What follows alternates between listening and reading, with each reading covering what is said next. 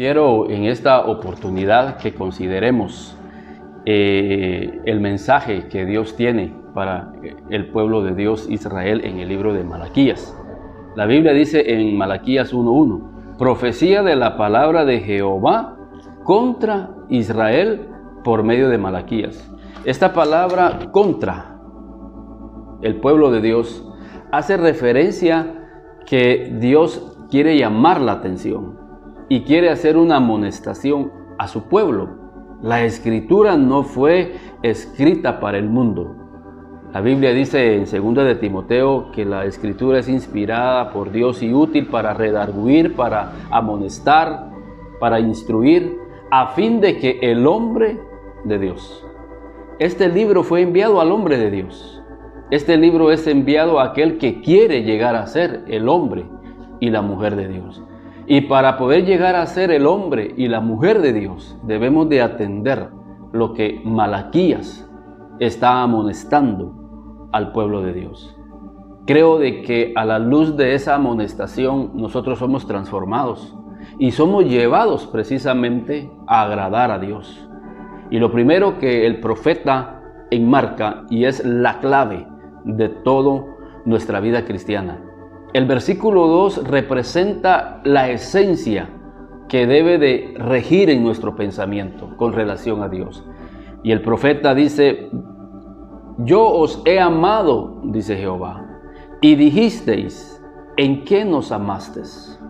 Creo que lo primero que enmarca el profeta, la primera amonestación que marca Jehová a través del profeta, es la duda que había entrado en el pueblo de Israel con relación al amor de Dios. Y creo de que esto es algo que caracterizó al pueblo de Israel por todo el desierto cuando salieron de Egipto y Dios los llevó a Canaán. Y 1 de Corintios 10, en el versículo 5 y versículo 6, dice que ese viaje es un ejemplo para nosotros. Y una de las características de ese pueblo, al igual que en los tiempos de Malaquías, es que la duda había entrado en el corazón del pueblo con relación al amor de Dios. Cuando pasaban una prueba, empezaban a dudar del amor de Dios. Y déjeme decirle que esto es importante en nuestras vidas. Nunca, pero nunca, por muy difícil que nosotros estemos atravesando una prueba, una circunstancia en nuestra vida y en la vida de nuestra familia, o en la vida de nuestro ministerio, debemos de dudar del amor de Dios para con nuestras vidas. Hombres de Dios que atravesaron por situaciones difíciles nunca dudaron en su corazón que Dios los amaba.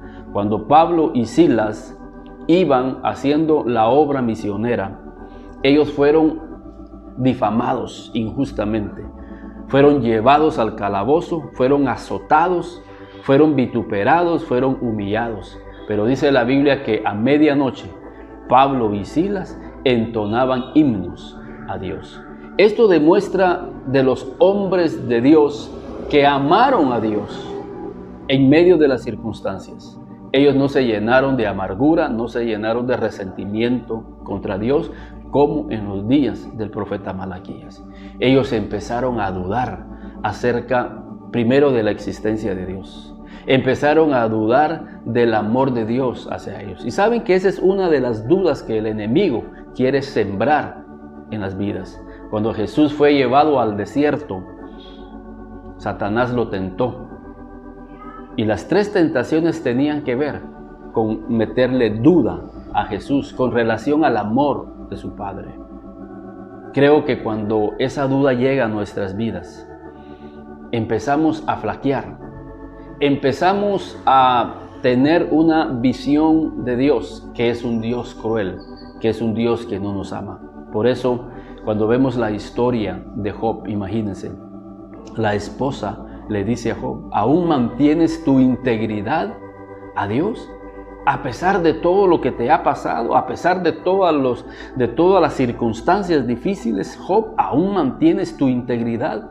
Le estaba diciendo en otras palabras, ¿aún lo amas a Dios? Y Job le dice, ¿qué?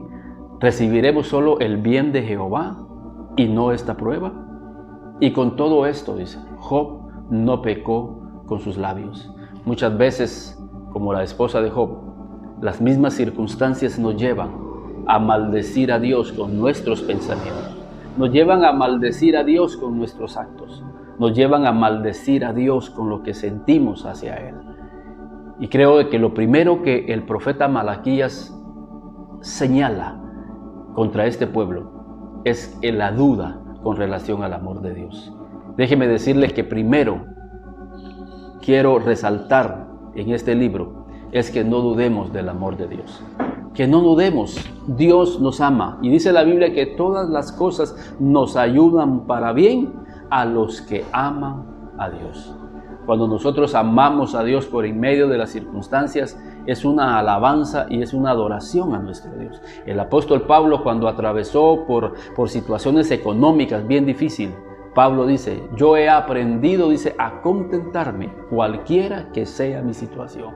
Tenemos que aprender a contentarnos con el gozo del Espíritu Santo de Dios, cualquiera que sea nuestra situación. Yo he aprendido, dice Pablo, a estar en la escasez y he aprendido a estar en la abundancia. Por todo y por todo yo he sido enseñado, hemos sido preparados.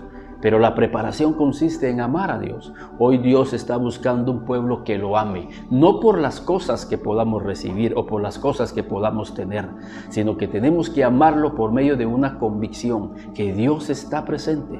El apóstol Pablo nos dice en las Escrituras, en segunda de Corintios capítulo 4, en mi primera defensa, dice Pablo, ninguno estuvo a mi lado, todos me han desamparado, todos me han dejado, pero dice, el Señor estuvo a mi lado y Él me dio fuerzas para que por medio de esas fuerzas yo pudiera terminar la predicación del Evangelio. Esos son los hombres de Dios que aprendieron a amar a Dios, que aprendieron a no dudar del amor de Dios sobre sus vidas, aun cuando pasaron por circunstancias difíciles. Muchas veces en el ministerio vamos a pasar por dificultades, vamos a pasar por escaseces, vamos a pasar por injusticias, vamos a pasar por difamación. Pero no dejemos de amar al Señor. Recuerde que la Biblia dice, todas las cosas ayudan para bien a los que aman a Dios y los que no tienen duda del amor de Dios en nuestras vidas. Déjenme decirles que una de las semillas que el diablo, que el enemigo quiere sembrar en nuestras vidas es poner duda en nuestra vida con relación al amor de Dios. Él quiere que nosotros pensemos que Dios nos ha abandonado, que Dios nos ha dejado. Él quiere que nosotros pensemos que Dios no tiene el control de las circunstancias. El enemigo quiere que nosotros dudemos de que Dios está con nosotros en nuestro viaje y el Señor no nos deja. El Señor va a nuestro lado. Él nos ama y Él quiere lo mejor para nuestras vidas y la vida de nuestras familias, para nuestro ministerio. Entonces, en el primer mensaje que el profeta Malaquías le envía al pueblo es, ¿en qué dijiste que nos amaste? Imagínense, qué declaración más soberbia y más falta de agradecimiento llegar a pensar que Dios no nos ama. Y fíjense, ellos dicen, ¿en qué nos amaste?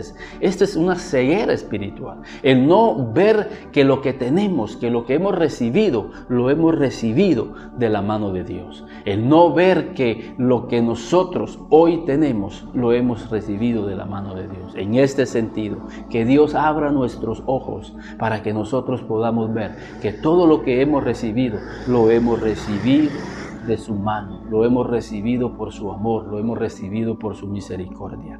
Más adelante seguiremos viendo otros aspectos que el profeta Malaquías va a reprender al pueblo de Dios para nuestro propio beneficio espiritual. Que Dios les bendiga.